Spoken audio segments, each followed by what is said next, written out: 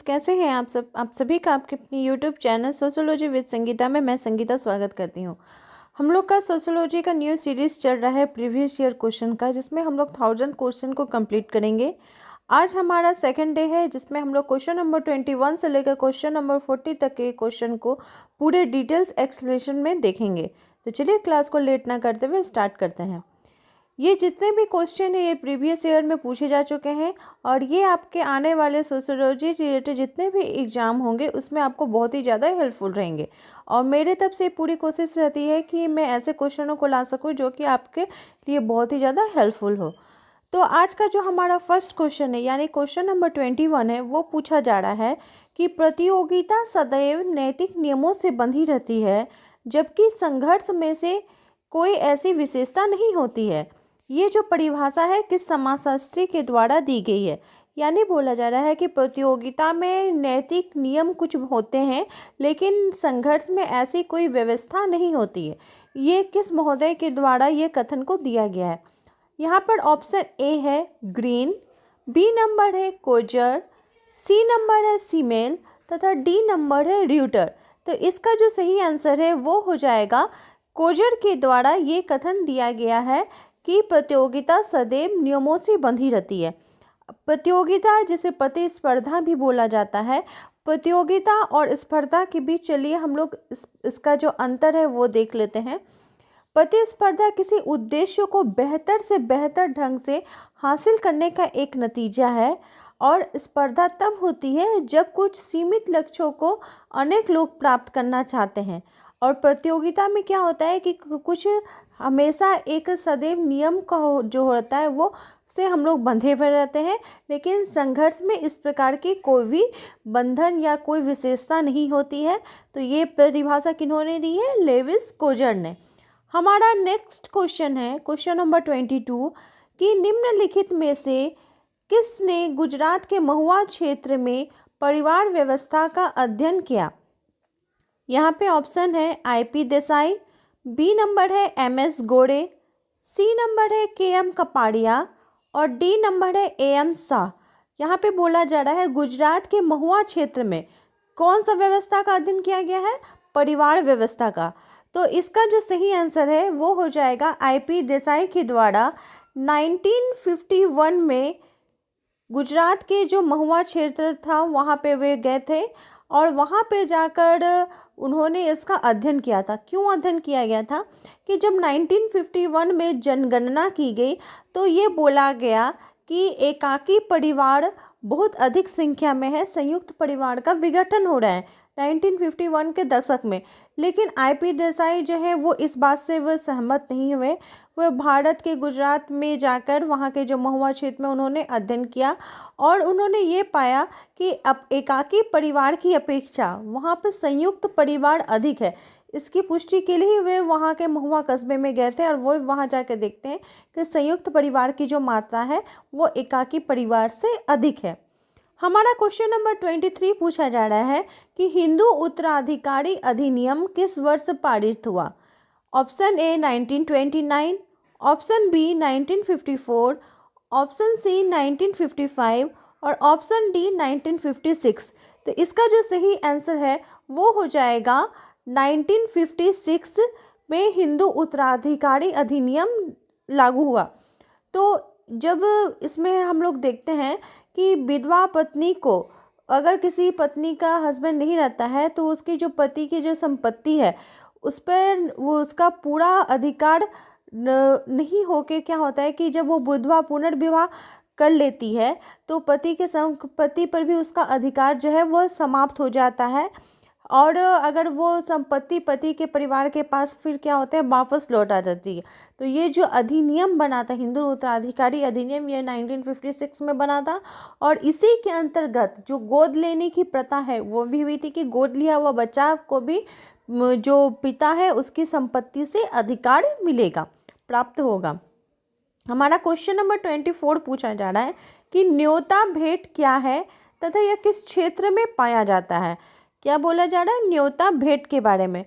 तो न्योता भेंट जो है ये क्या है कि नातेदारी प्रथा है जिसके अंतर्गत जितना रुपया नगद लिया जाता है उतना ही लौटाकर भेंट के रूप में दिया जाता है। और न्योता जो है ये रजिस्टर बनाए जाते हैं जो पीढ़ियों सुरक्षित रहती हैं। तो ये पूछा जा रहा है कि किस क्षेत्र में पाया जाता है, उत्तरी क्षेत्र में, मध्यवर्ती क्षेत्र में, दक्षिणी क्षेत्र में या पूर्वी क्षेत्र में। तो ऐसी ये जो प्रथा है, न्योता की जो प्रथा है, ये उत्तरी क्षेत्र में पाई जाती है, जहाँ पर न्योता अथवा भेंट में जितना रुपया नगद लिया जाता है उतना ही लौटाकर भेंट में दिया जाता है। जैसे कि हम लोग के परिवार में भी देखा जाता होगा कि अगर परिवार में किसी का शादी लगा है तो कोई रिलेशन या रिलेटिव आपको कुछ सोने का उपहार या साड़ी देते हैं, तो हम लोग क्या करते हैं, कॉपी में उसको नोट करके रखते हैं। और हमारी भी कोशिश रहती है कि उस परिवार में जो हमें गिफ्ट दिए हैं उनका भी अगर शादी लगता है या कुछ उस प्रकार का अनुष्ठान होता है तो हम लोग भी उसको वही गिफ्ट को रिटर्न करेंगे। तो ये न्योता भेंट के अंतर्गत ही आता है। हमारा क्वेश्चन नंबर 25 पूछा जा रहा है कि महिलाओं के लिए राष्ट्रीय कमीशन का गठन कब किया गया। ऑप्शन ए 1972 में, ऑप्शन बी 1976 में, ऑप्शन सी 1986 में या ऑप्शन डी 1992 में। तो इसका जो सही आंसर है वो हो जाएगा ऑप्शन डी 1992 में महिलाओं पर सामाजिक आर्थिक रूप से हो रहे अन्याय एवं अत्याचार के खिलाफ राष्ट्रीय महिला आयोग का गठन किया गया। और इस आयोग के अंतर्गत महिलाओं के संबंध में लागू होने वाले कानूनों की समीक्षा की गई, एक मंत्रालय का गठन किया गया, गैर सरकारी संगठन का से महिलाओं की जो शिकायतें होती थी वहाँ पे जाकर वे संपर्क करती थी तथा उन्हें दूर करने का प्रयास किया जाता था। हमारा नेक्स्ट क्वेश्चन है क्वेश्चन नंबर 26। बोला जा रहा है कि मुस्लिम विवाह विच्छेद अधिनियम किस वर्ष अस्तित्व में आया। 1939 में, 1942 में, 1955 में या 1961 में। तो इसका जो सही आंसर है वो हो जाएगा 1939 में मुस्लिम विवाह विच्छेद अधिनियम लागू किया गया, जिसमें मुस्लिम स्त्री को निम्नांकित आधार पर तलाक देने की छूट प्रदान की गई, जैसे पति भरण पोषण करने में असमर्थ हो या 7 वर्ष से अधिक जेल में रहा हो उसका पति नपुंसक हो, पागल हो, कुष्ठ रोग से ग्रसित हो या क्रूरतापूर्ण उसके साथ व्यवहार करता हो या धार्मिक कार्यों में अगर बाधा डालता हो तो पत्नी जो है वो से विवाह विच्छेद कर सकती है। या फिर अगर एक से अधिक पत्नियां हैं और सबके साथ समान व्यवहार ना करता हो तो भी वो विवाह विच्छेद के लिए अधिनियम को के अंतर्गत 1939 में जो ना बना था उसके अंतर्गत जा सकती हैं। हमारा क्वेश्चन नंबर 27 पूछा जा रहा है कि वर्ण शब्द का प्रयोग सर्वप्रथम कब किया गया। ऋग्वेद में, उपनिषदों में, स्मृतियों में या पुराणों में। तो इसका जो सही आंसर है वो हो जाएगा कि वर्ण शब्द का सर्वप्रथम प्रयोग ऋग्वेद में किया गया, जिसका रचनाकाल लगभग 4000 ईसा पूर्व माना जाता है। वैदिक काल में इन वर्गों में आपसी वैवाहिक खान पान या अन्य सामाजिक सहवास संबंधी कोई प्रतिबंध नहीं थे। प्रतिबंधों का जो विकास है वो ब्राह्मण काल, जिसका कि काल 230 ईसा पूर्व से लेकर 700 ईसा पूर्व है, में हुआ। और इसी काल में ब्राह्मणों को शीर्ष और शूद्रों को निम्न स्थिति में रखते हुए वर्ण व्यवस्था का अनुक्रम का संचार चालू हुआ। हमारा क्वेश्चन नंबर 28 पूछा जा रहा है कि द कास्ट इन इंडिया पुस्तक के लेखक कौन है। आपसे क्या क्वेश्चन पूछा जा रहा है, कास्ट इन इंडिया पुस्तक के लेखक के बारे में। तो इसका जो सही आंसर है वो हो जाएगा, आपका ऑप्शन दिया गया है AB Ketkar. Caste in India पुस्तक में जाति व्यवस्था के संदर्भ में बोला गया है कि जाति एक ऐसी व्यवस्था है जिसके अंतर्गत एक समाज अनेक आत्मकेंद्रित एवं एक से दूसरे जो पूर्णतः अलग जातियां होती हैं उसमें विभाजित रहती हैं और इन इकाइयों के बीच पारस्परिक संबंध उच्च नीच के आधार पर सांस्कृतिक रूप में निर्धारित होता है। तो यह कास्ट इन इंडिया पुस्तक के जो लेखक है इनका नाम है AB केतकर। हमारा नेक्स्ट क्वेश्चन हम लोग देखते हैं, पूछा जा रहा है द हिंदू जजमानी सिस्टम के लेखक कौन है। ऑप्शन ए है AC दुबे, बी नंबर है AR देसाई, सी नंबर है WH वाइजर, डी नंबर है ऑस्कर लेविस। तो इसका जो सही आंसर है वो हो जाएगा सी नंबर, W.H. वाइजर के द्वारा द हिंदू जजमानी सिस्टम की रचना की गई थी। और इस पुस्तक में उत्तरी भारत के एक गांव की विभिन्न जातियों के बीच जजमान और उसके जो कमीन उनके बीच संबंधों की जांच की पड़ताल की गई। और वाइजर इसमें क्या करते हैं, विभिन्न जातियों को आपस में जोड़ने वाली जो समतावादी व्यवस्था है उसका उन्होंने अध्ययन किया था। हमारा क्वेश्चन नंबर 30 पूछा जा रहा है कि अनुसूचित जाति जिसे शेड्यूल कास्ट बोला जाता है, ST शब्द का प्रयोग सर्वप्रथम किसके द्वारा किया गया था? साइमन कमीशन के द्वारा, विधानसभा में, संविधान सभा में या नेहरू समिति के द्वारा? तो इसका जो सही आंसर है वो हो जाएगा कि अनुसूचित शब्द का प्रयोग सर्वप्रथम साइमन कमीशन में किया गया था। कब किया गया था अगर आपसे पूछा जाए तो 1930 में इसमें किया गया था।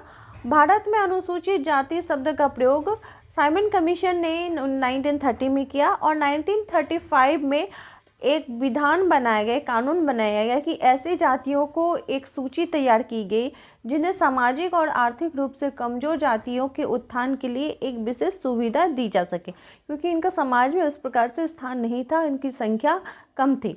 और संविधान के अनुच्छेद 341 के अंतर्गत राष्ट्रपति को यह अधिकार दिया गया कि वो राज्य विशेष के प्रमुख से परामर्श करके या आदेश जारी करके किन किन समूहों को राज्य के विशेष संदर्भ में अनुसूचित जाति माना जाए, इसके लिए उन्हें यह अधिकार दिया गया। हमारा नेक्स्ट क्वेश्चन हम लोग देखते हैं कि महात्मा गांधी ने हरिजन शब्द का प्रयोग सर्वप्रथम कब किया था? ऑप्शन ए 1933 में, बी नंबर 1935 में, सी नंबर 1936 में या डी नंबर 1940 में? तो इसका जो सही आंसर है वो हो जाएगा ऑप्शन ए 1933 में हरिजन शब्द का सर्वप्रथम प्रयोग महात्मा गांधी जी के द्वारा किया गया। और हरिजन शब्द महात्मा गांधी जी के द्वारा ही चलाया गया था।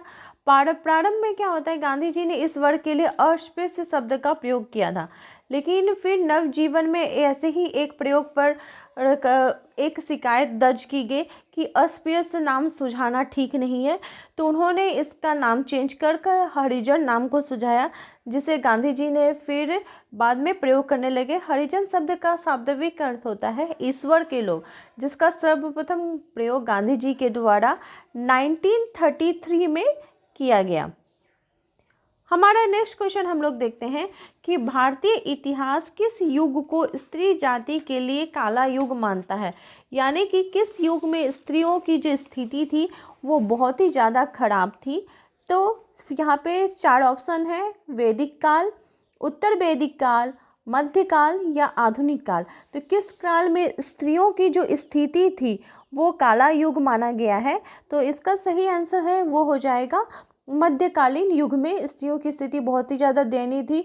इस युग में पर्दा प्रथा, बाल विवाह बहुत ही ज़्यादा बढ़ चुका था, विधवाओं का पुनर्विवाह समाप्त हो गया था, सती प्रथा को बढ़ावा मिल चुका था, स्त्रियों को पति के संपत्ति पर कुछ भी अधिकार नहीं था, पिता के संपत्ति पर कुछ अधिकार प्राप्त नहीं था, या फिर कहीं कहीं कुछ कुछ अधिकार देखने को मिलता है।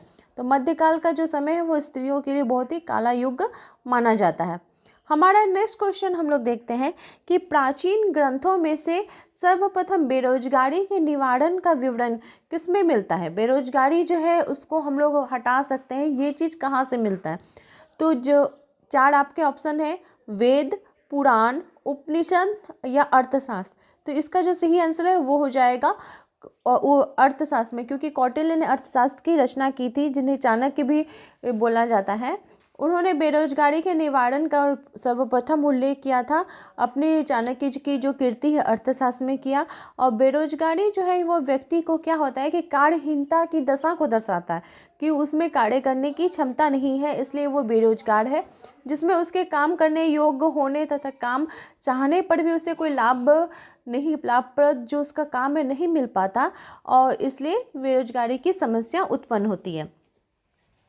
हमारा नेक्स्ट क्वेश्चन हम लोग देखते हैं कि सामाजिक विघटन का मुख्य कारण सांस्कृतिक तथा संस्थागत विघटन है। यह कथन किस विद्वान का है? स्प्रिंकलर का, टाइनबी का, कार्ल मानहीम का या सोरोकिन का? तो इसका जो सही आंसर है वो हो जाएगा सोरोकिन का। ये प्रमुख योगदान है कि सामाजिक परिवर्तन और सामाजिक गतिशीलता के क्षेत्र में रहा है। उनके अनुसार सामाजिक विघटन का मुख्य कारण सांस्कृतिक तथा संस्थागत जो विघटन है वो है।